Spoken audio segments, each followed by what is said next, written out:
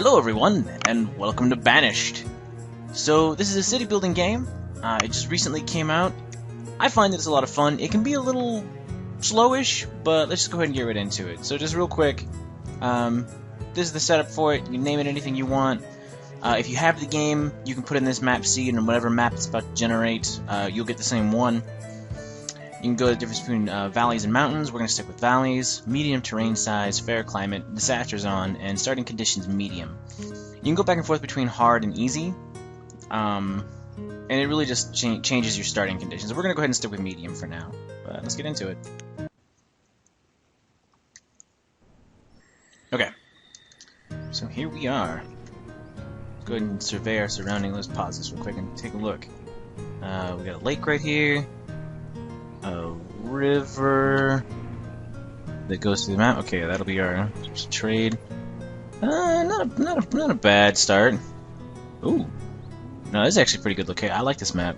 It's a good map. Okay, so real quick, instead of doing what I normally do and actually explain every little thing in detail, I'm just gonna play the game and explain as I go.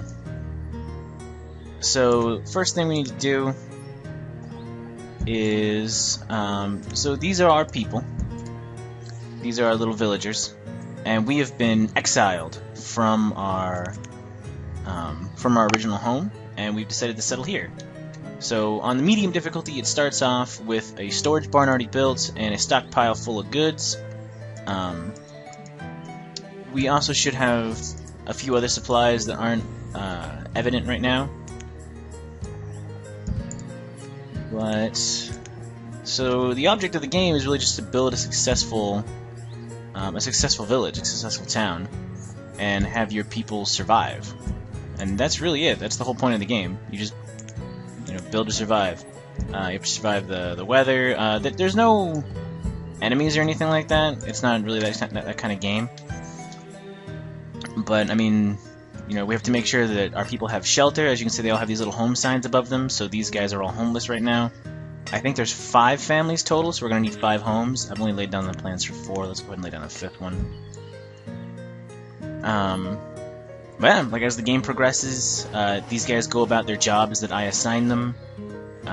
We set up different areas of the town for them to do whatever it is they need to do to survive. We have them... There we go. We have them clear out areas of the forest, we collect material. I mean, it's just really... We just have them live, basically. So real quick, what's happening right now is... So this is the Professions tab that's up, and this shows you a total list of all the jobs that are available, people who are actually working it, and your labor pool. So we have 10 people... well... We have a total of 21. 10 adults and 11 kids. The only people who can actually do jobs are adults. Kids just kind of wander around and do whatever. But once homes are built, as you can see, this woman is going back and forth between the home and the storage barn. And she just put a bunch of stuff. So she put firewood and potatoes into her home so that they'll have heat and food. Let's speed this up a little bit. I like to have it constantly run at 2 times speed, just because it just goes a little bit faster, obviously. So this little thing right here is a basic overview of our town. It's got our city name, how many people have some kind of condition, whether it's homeless or broken tools or anything like that. The time of year it is. How many years this town has existed, which currently we are in year 1. Our population, which is adults, students, and children. The weather and temperature. And then these are our basic supplies. So it's like wood, stone, iron, firewood, coal, tools, food, medicine, and clothes. And clothes are important. Clothes are not super important. Like if you run out, it's not that big of a deal, but you kind of... clothes are more important during the winter time, really, because there is a risk, of your people freezing to death, which we definitely don't want. So right now our priorities are shelter, food, and warmth.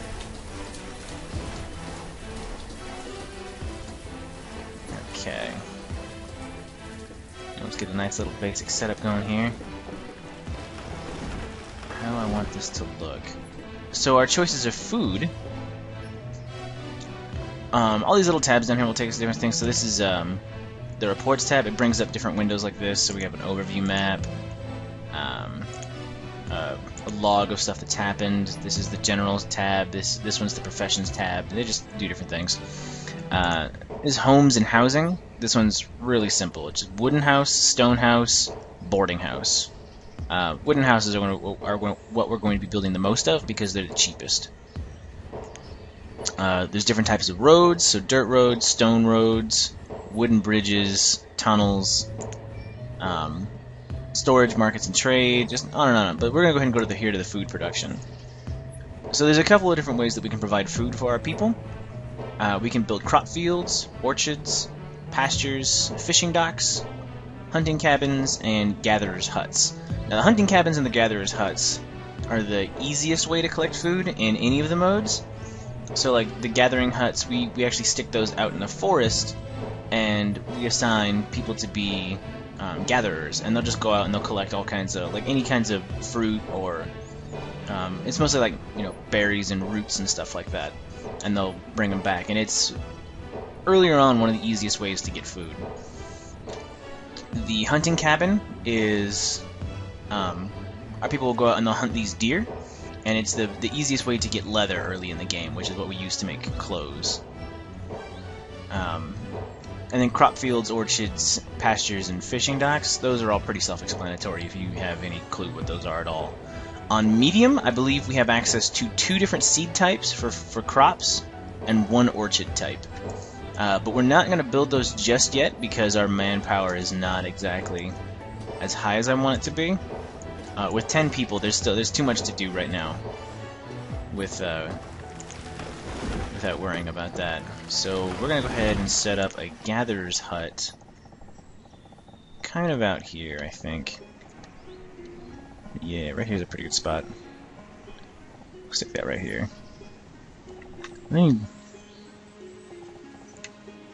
you know what we could do, because we know there's animals over here? Let's do this. Go ahead and stick the gatherer's hut. Well, no, that wouldn't do us any good. We need more in the forest. So we'll stick the gatherer's hut right here, and we'll stick the hunting lodge right here for now. These places do not have... So that symbol right there means that this place is in danger of freezing during the winter. And our firewood reserve is out. So we want to do resource production, woodcutter. And the woodcutter, I'm going to stick right there. I'm going to speed this up again. Yeah, I know, we're out of wood. Go ahead and have our guys collect some more stone. Alright, so this thing right here is how we tell our guys what we want to do. So this is remove resources, which will just, we designate an area and they just clear everything. Trees, herbs, rocks, iron, all of it. This is trees only, or stone only, iron only. Like, this is really more important to where, like, if we want to like have them remove the stone or the iron but not touch the trees, because trees are a resource that we kind of need. Like, the forest itself is a resource that we need. The wood's important as well, but this is a higher priority. Where are my builders?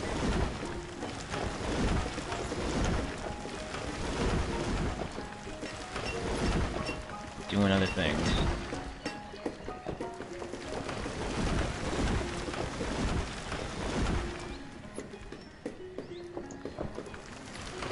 Okay. When you click on a building, you can kind of see, so this is like rocks, trees, and other things that are in the build area that need to be removed, which right here is nothing.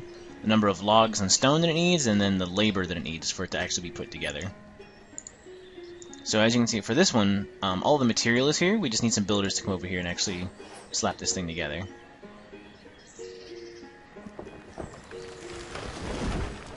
And we're out of food, too.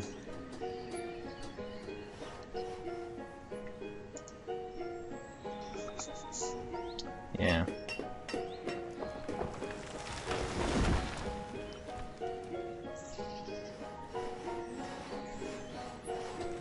So we need those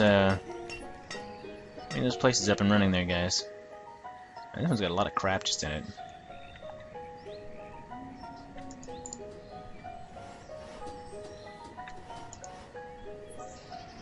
Oh, this is built. Okay, cool.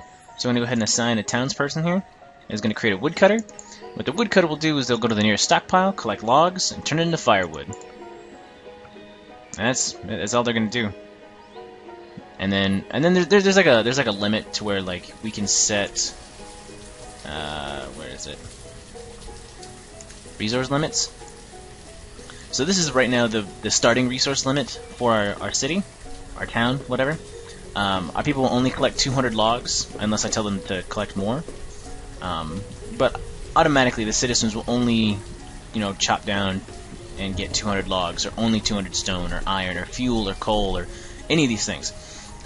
So the woodcutter will stop producing firewood once he hits 200. Now we're going to want to raise that cap later as our city gets bigger, but for now it's fine where it's at. We're going to need this gatherer's hut to be put together post-haste. Let's get some more people building. Just to kind of speed this process up. Oh, there are deer out here in this forest. I totally could have thrown down a hunter's lodge. Yeah, no, we're out of food. And firewood. We're already in the middle of summer. We're not doing too good. Although these guys got plenty of potatoes. Tied them over for a little bit. Yeah, they got all the potatoes. They're fine for now. We do need to start working on our food, though.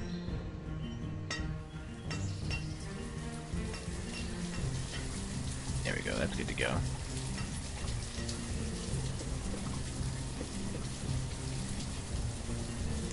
Speed, do I have that 5 times? Yeah. Ooh. Pause this. Okay. So let's get rid of 3 of these guys and get. We'll go straight to 4 gatherers. Why not? Okay. All right. So as you see, as kids grow up, once they hit the age of 10, they're old enough to enter the workforce. Unless we have a school, in which case they become students, so they become skilled laborers. But we'll worry about that in a little bit. Right now, we just need to kind of grow our labor force. In order for them to move out, though, and have a family of their own, there needs to be an available house somewhere. But it doesn't really matter because right now, Vincier is 11, and they're the only kid that's old enough to actually have a family of their own. So that doesn't really. And these people are out of food. Yep. You guys need to get to cool. They're already gathering stuff. Our hunters are just about ready to go. Now the hunting cabin, I don't really like the hunting cabins. They don't produce food as nearly as fast as I would like. And they really kind of have to be in an area where there is animals, from what I've seen. But each hunting cabin can support up to 3 hunters. We're gonna go ahead and give them the max of 3 hunters. And then we don't need any more builders, so we're gonna go ahead and take those guys out.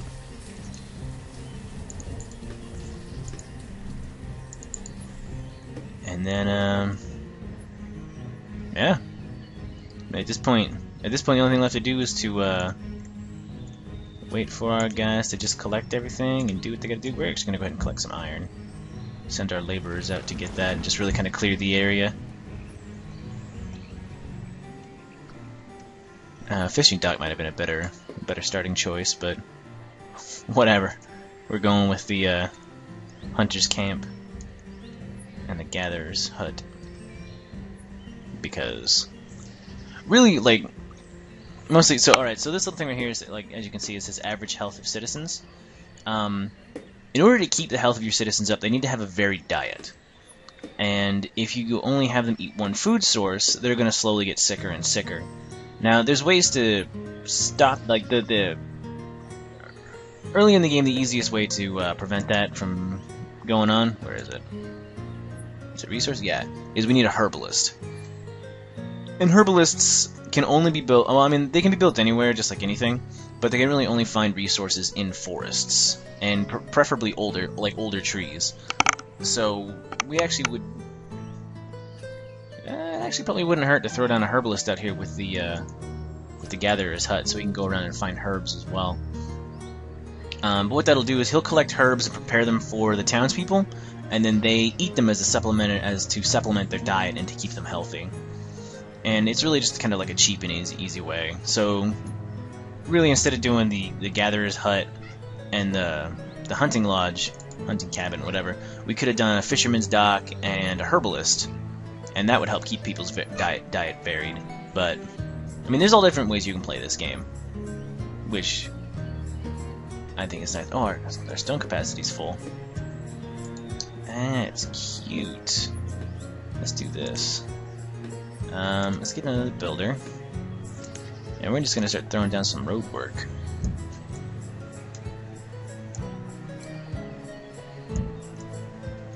Do that.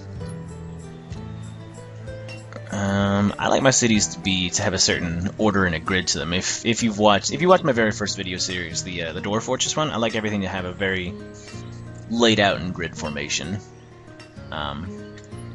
It might not be the most aesthetically pleasing, but I prefer it. So that's what we gonna do.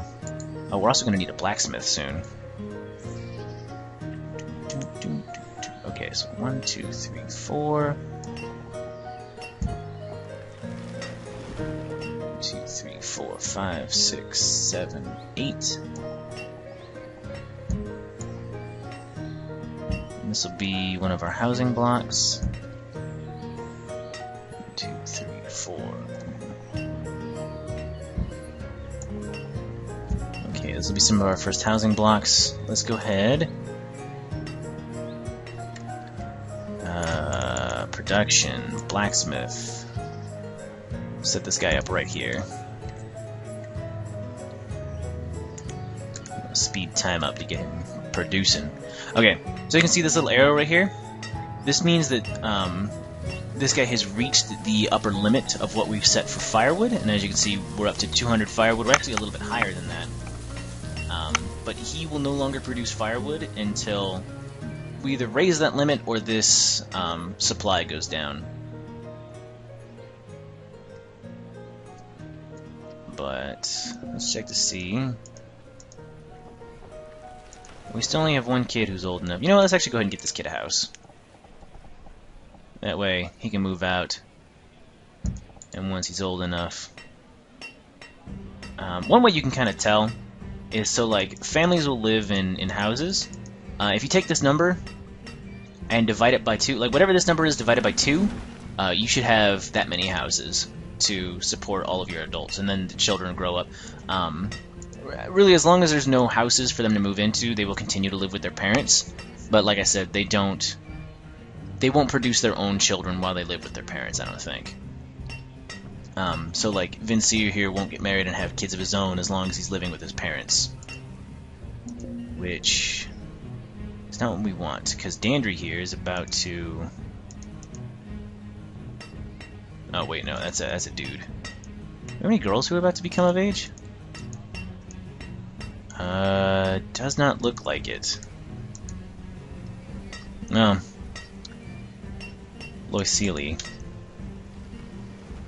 What are you crying about? Oh god, I know it's at capacity. Just start filling this up.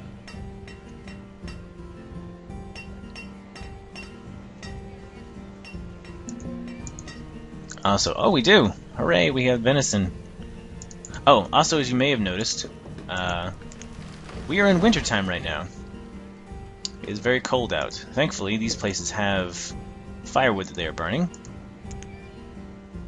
And that's going to keep them warm. And then people's clothes, you can see they have fair clothing. Like, really all the clothing does is it allows your people to stay out in the weather and work for longer before they have to go back home to warm themselves, so they don't freeze to death.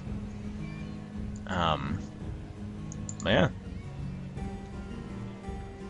So I think what we might do, I think what I'll do, I'm not 100% sure how long I've been recording, but I think I'll actually go ahead and cut this one off a little short. We'll just cut it off right here.